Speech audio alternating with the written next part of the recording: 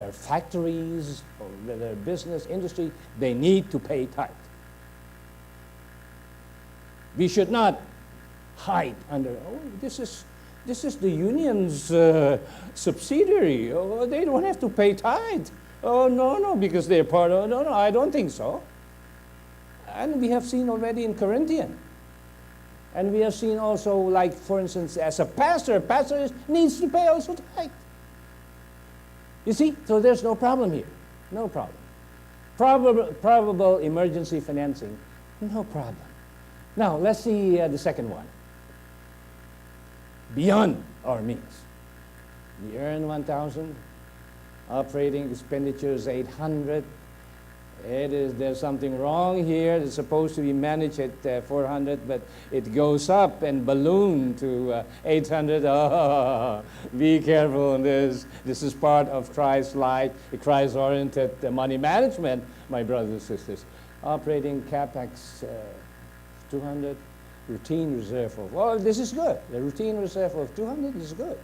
You know, in terms of difficult time, running into deficit, whether your enterprise is running into deficit, you know how to get. Why? Because you have a savings.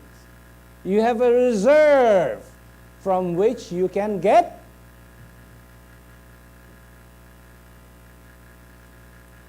Now, what happened is that the net enterprise income is a deficit of 200. Pay no tithe. I'm very sorry. The enterprise is not in a position to pay tithe. Sorry. And what comes first, as I said, into his mind? Borrow. Borrow. I'm not saying that borrowing is bad, no. In the theories of financial management and in practice, I've seen that borrowing is still okay, unless you have the money. The problem is you're running into deficit, but you do not have the money. Remember, this is very important. You build this routine reserve. You do not have the money to take and to finance the deficit from. You got what I'm saying here, right? So this is very important. Remember the ants are very small creatures, but what? They are building up their savings for difficult time, for rainy season. King David, King Solomon are always advising, look at the ants.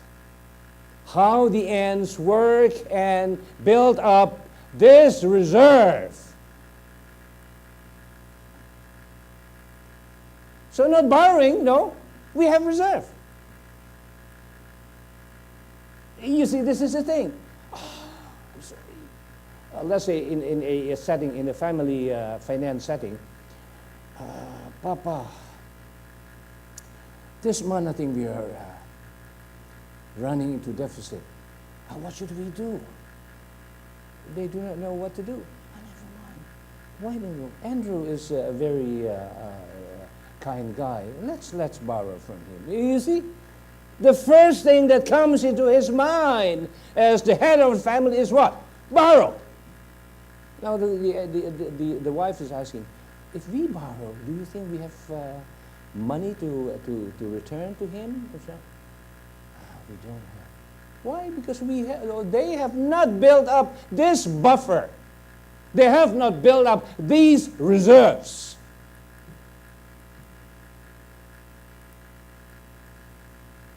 Danger of incurring debt. Proverbs 22 verse 7, the rich rule over the poor, and the borrower is servant to the lender. Oh, yes, sir. Yes, sir. What can I do for you? Yes, sir. The one who's lender, just get that and wallet. Can you imagine that? The tendency is what? The lender will rule over the borrower.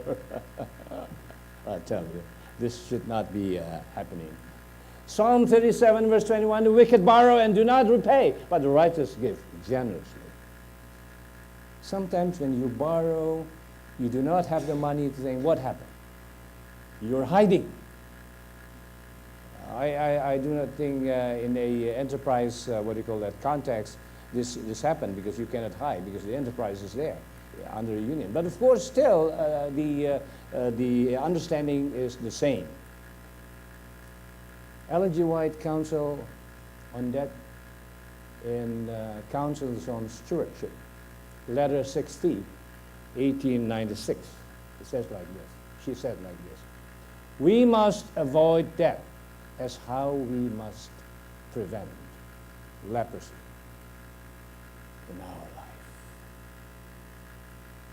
So debt is like leprosy, according to Mrs. Ellen G. White. But from the point of view of financial management theory, debt is good. Well, of course, I don't have to give the lecture now here if we don't have the time. But, debt is okay in a certain way. Yes.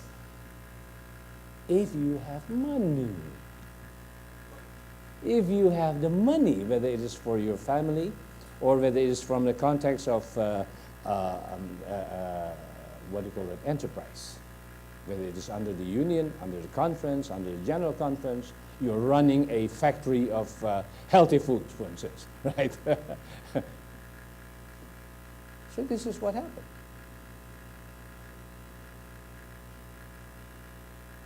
This is one of the secrets that I like to share, financial freedom. What is this financial freedom?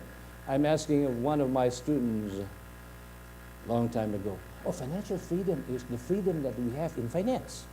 Yeah, what is it? You're not just repeating the words and saying that financial freedom is what? Freedom or liberty in your finances. No, of course not. You do not understand what financial freedom is then. Financial freedom, in fact, if you don't have debt, you are free. Yes, sir. Yes, sir. Why? Because he has debt to this guy. Yes, sir. Yes, sir. He does everything what the lender tell him. Can you imagine? Is this man free? I don't think that this man is free. This man is handcuffed with the debt that he has with this guy. Yes, sir. Yes, sir. Even those that are not related to their agreement as far as the debt is concerned, he is doing it just to please this lender. Why? Because he is already a servant. Financial freedom is very important. Operation with no or less debt is still the best practice. Question. We are a new family. Should we go to the bank and get a amortization, or let's say a housing loan? Now the question is, do you have money? Yes. From your income, how much if you are paying that amortization? Oh, that's about 20% of our income. Okay, that's good. Then you can regard what you pay to the bank, this 20%, as your saving in your life. You understand what I'm saying? But the thing is that sometimes in a family context, they're earning 1,000 and they are not making 200 peso as amortization, but they are making 2,000 amortization every month, exceeding what he is. Why? Because he would like to have a house in Alabang. Not all of you understand where Alabang is. Alabang is a very expensive housing area. Why?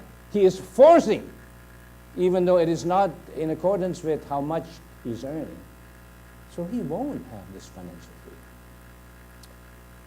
So this is the second dimension, live within means. Let us see the last dimension, which is what? Financial responsibility. This is very important. Very important dimension in the secret that I'd like to share with you as far as Christ-oriented money management. The 1 Timothy 5, verse 8, anyone who does not provide for their relatives, and especially for their own household, has denied the faith and is worse than an unbeliever. When I read this verse first, I was shattered. And I was so afraid. Really? Anyone who does not provide for their relatives, and especially for their own household, has denied the faith and is worse than an unbeliever. Oh, from this verse which comes into my mind before, should we be generous? Should we be philanthropically, giving rather than receiving to our brothers who are in need?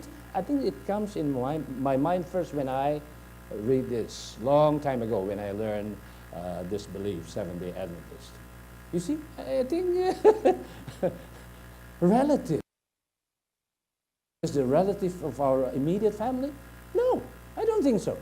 Even our brothers out there who are in need is part of this. And he said, oh, is that, well, are we saying that it is better to give than to receive? Well, in a way, yes. I think in a way, yes.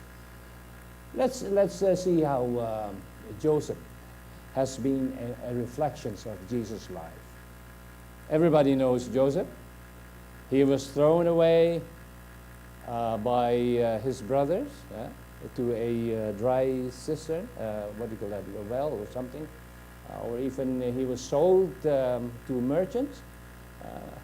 And of course, you know the story. Lived with Potiphar, and he was seduced by the wife of Potiphar, and he was indicted as a criminal. He was in prison, and in prison he interpreted dreams and so on. And the king took him, and he became what? Somebody. Well, I'm not so sure exactly how what the position is, but it is like a governor, like a ruler under the Egypt government system itself. You see, it is, of course, it is when he was sold, when Joseph was already what? I think from the photo, I think this is his, right? According to the Bible, Joseph is a handsome guy, yeah? So this guy might be handsome here, I think so. So these are his brother. And of course, this is where Joseph, without knowing, but of course Joseph admitted that he is his lost brothers, right? Is giving all the foods in difficult times. So Joseph here has already played an important role. We're going to see what the steward means here. And one of them is role. Very important role in what? I still remember before in the international conference, I was sharing with the audience on corporate social responsibility. And I think this is biblical, very much biblical. We are not living just for our family, but we are also living for our brothers and sisters who are in need. I think that's the idea here. So you see how Joseph's life as a reflection of Jesus' character reflects the function of the steward. I am comparing the kind of resources. Well, I'm using this guy's book, The His-Rich Theory. In Dr. Swansea assigned me many times to teach entrepreneurship, and I'm always using his book here. And he was saying that from the worldly point of view, resources are our funds, our machines, the IT system. Last night, I think we have seen how IT works, right? So how human resources are also resources, skills, and expertise. They are all resources, according to Professor Hisrich. But according to Professor Jesus Christ, you are assured. Your resources are what? The Spirit of God. What is other resources? Your time. What are the resources? Your energy. What are the resources? Your wisdom. The wisdom that God has already bestowed upon you. Whether you are a family, a head of a family in a family finance, or whether you are a manager in our SDA organizations. The other is ability. That is another resources. And what's your role? This is very important. Remember, what is the role of Joseph? The role of Joseph in his life? I don't think God has prepared him for nothing. No, I don't think so. God has prepared him in his ministry, not just on money management, no. But also to what? To convert his brothers into the truth. Through what? Through money. Remember? In the times of difficulty, the first thing that his brothers thought is what? Shall we go to the country of Egypt? There we're going to meet this governor, Joseph, or whatever. Okay? You see that? And Joseph was so touched to see his brother, and was in fact asking, what about your father? Can you ask your father also to come here? But in fact, before his confession, he was so, he missed his father so much. Yeah? And of course, sorry. And of course, the last one is what? The money. Yeah? The dollar fund.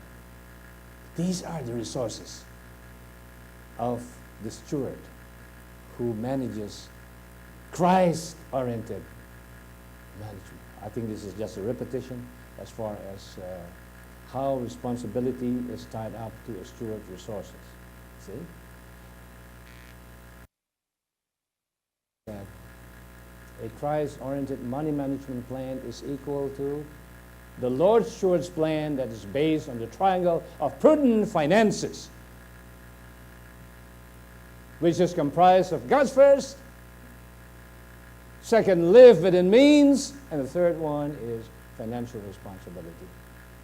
So with these three principles, which I call a triangle of prudent finance, your business plan will succeed. You do it together with the Lord. Remember what Proverbs is saying?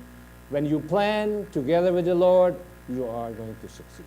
And of course, we are happy that we're going to hear this from Dr. Swansea tomorrow. I think, is it tomorrow? What time is it tomorrow? Tomorrow morning also. Yeah, morning. So Dr. Swansea is going to talk more about this strategic plan, on how Christ-oriented strategic plan should work. And I believe, as far as money management is concerned, I think this is just based on my experience. Maybe you have also other experience, of course. We'd like to hear and share with us. God bless you.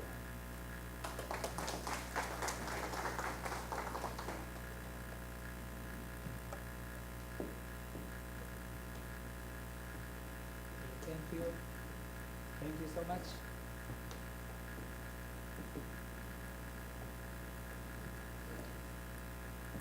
Now we are going to open for questions and answers. There are two mics, the one on the right, my right, your left, my left, your right. So please, if anyone wants to ask questions, Nasution is ready.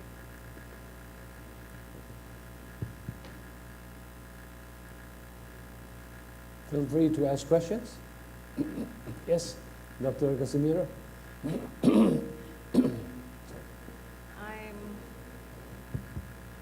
I'm going to ask about the live within means principle that we shared. You see, I am an economist by training in my undergrad, so I'm very careful about budgeting because I have business background. But I married a pastor who has different principles in terms of financial management. He said, I was looking at your incomes formula. There's one thing there that he added. He said, you should add faith in there. Yes, yes. The formula, the income equals sorry, all the formula, those. sorry. You should add faith in there because pastors live by faith. Yes, yes, that's true, that's true. You see, if you gather my husband as a pastor and my salary together, we cannot send our son to the medical school. Impossible. So I was extremely against him sending my son to the medical school with like 100,000 pesos tuition fee per semester. Yes. So I said, no way, it's impossible. It's beyond our means. And he said, you should put faith in the formula. God will provide. Thank you, thank you. And so, That's very true. so for now, I can tell you all that my son was able to graduate the medical school. And 2 years after he finished, we were able to pay off everything that we needed to pay. Praise the Lord. So how can you, we really argued a lot about this. And I don't know how that can be entered in that formula. Yeah, yeah, yeah. Yeah, okay. I believe that these things are basically financial, what do you call that, formulas, right? But I believe we can add them up with plus. No, faith here is basically what? The spirit of running this, of keeping or managing this under control. Yes. In fact, thank you for that. I believe Pastor Casimiro has a very great influence on how you together run your family affairs. Thank you, Dr. Len. Yes. Any other questions, please?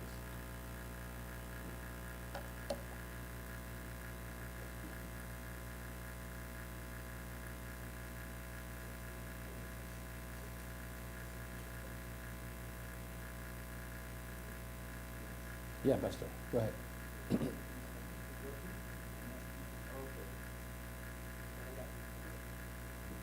Yes. Thank you very much for the presentation. I was just having a question. You know, I really like the part where it says that we should live within our means. But sometimes things come up. Like, for example, even it may be tuition fee. It may be sometimes health cares like hospital bills and things that we don't really plan for. And many times these things bring us into debt. Or it brings us into having to make a decision as to whether we should borrow money or not. What can you say for these kind of things within living within our means? Good. Thank you, Pastor, for that questions. Yeah, I think this is a very classical questions that everybody should know, so at least we can. Yes, the first thing is that you mentioned about, deficit is normal. Normal, yeah? Whether it is from the point of view of family finance or from the point of view of enterprise finance under the SDA organization, is normal. But the thing is, remember what I mentioned about the end? The Proverbs, King Solomon was very particular in this. Look at the end. That's why from every month income we have, some should be set aside. Remember this, what I mentioned about this one? Reserve, very important. If you don't believe it, you don't develop that, reserve, what happens? In time of difficulties, you do not have something to get from. Now, about you getting sick, yes, of course. We know that this is, well, as far as getting sick is concerned, of course we have. The Adventist Risk Management is always counseling us about how we need to get the necessary insurance for that. I don't believe, like for instance, you are here on your own or you're on your compensation, then they might provide that. What do you call that? I don't know. So I think this is important. God has already given us this wisdom of how we mitigate this risk of getting sick. Of course, it's normal, but we have something to get. And we can get more counsel from the ARM, the Adventist Risk Management Team. I think now it is headed by Dr. Langi, I'm not so sure. Dr. Max Langi or something, I'm not so sure. Yeah, in the SST. Yeah. So I think that's the thing. So this is very important, building this up. Very important. So you can get things, so you won't get into debt. So I think this is I hope I answer your question, Pastor. Yes, Dr. Santos. Thank you, Dr. Nasution, for your very fine presentation. Looking at your formula, just to think aloud along the lines that, along the a line of reasoning that you have presented, what we can do in trying to plan the finances, especially for a family or for an enterprise, is broaden the revenue streams by which we can enhance Y, make Y bigger, the income side. Very often we are challenged by how can we actually enlarge the revenue streams or create different revenue streams. Thank you for bringing it up. For example, I'm a professor here. Salary is my basic stream, but where I receive my money from. But I also have some investments which I've made over the years, from where I receive some revenues. And so we need to expand this. Very often we are blind to revenue streams that are actually there, but we don't see it. Yeah. I'm talking about opportunity costs. Opportunity costs. There may be an asset that we are not making use of, or there may be an opportunity, and you can be very, very creative in building revenue streams, additional revenue streams. And unless we do that, we will be putting all of our eggs in one basket. It is said that a family is more stable, a family is more resilient when there are at least 4 to 5 different revenue streams. Yes. If you have only one revenue stream, well, that's a suicide note already. Thank you, Dr. Swansea. I forgot to mention about this, but I think this is very important. Like, for instance, at school, appropriation from the General Conference or from the Union, whatever, but they forgot to what?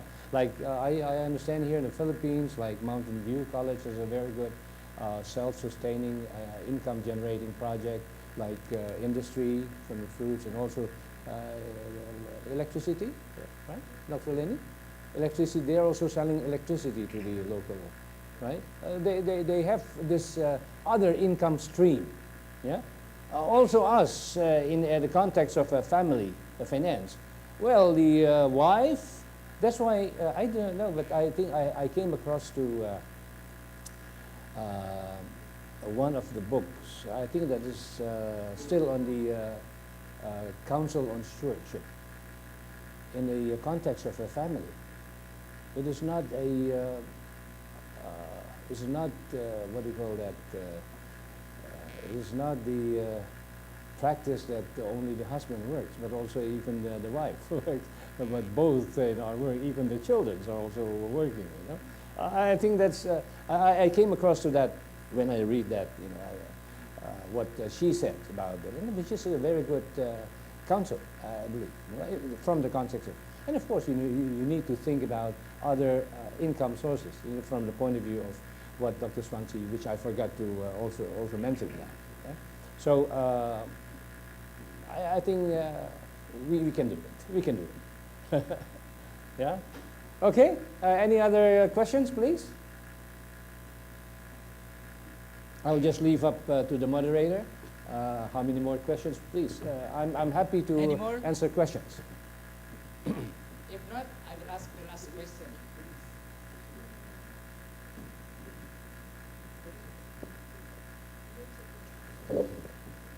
Yeah. Okay, Dr. Nasution, which is important? Which is the most important?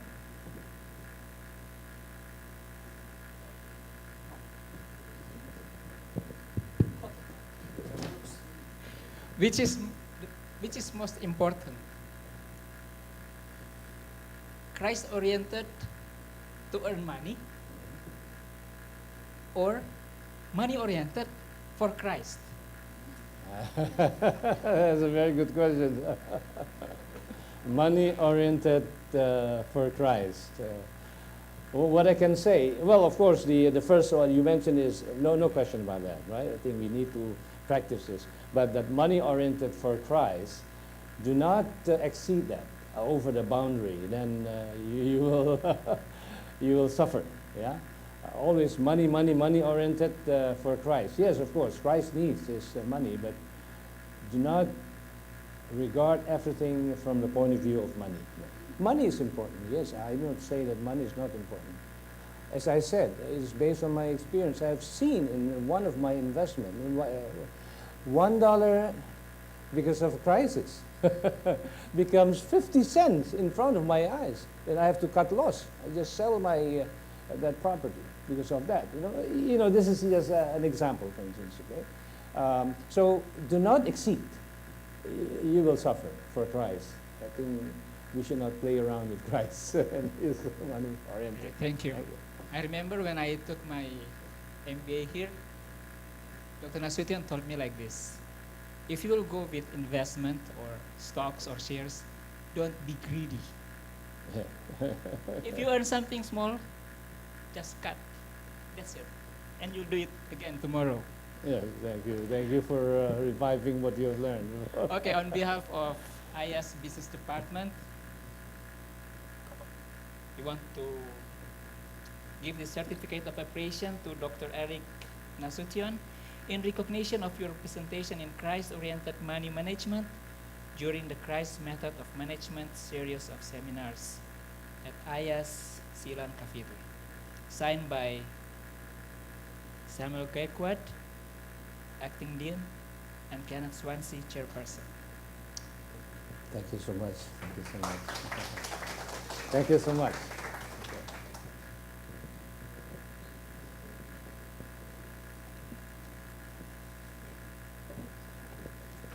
Thank you.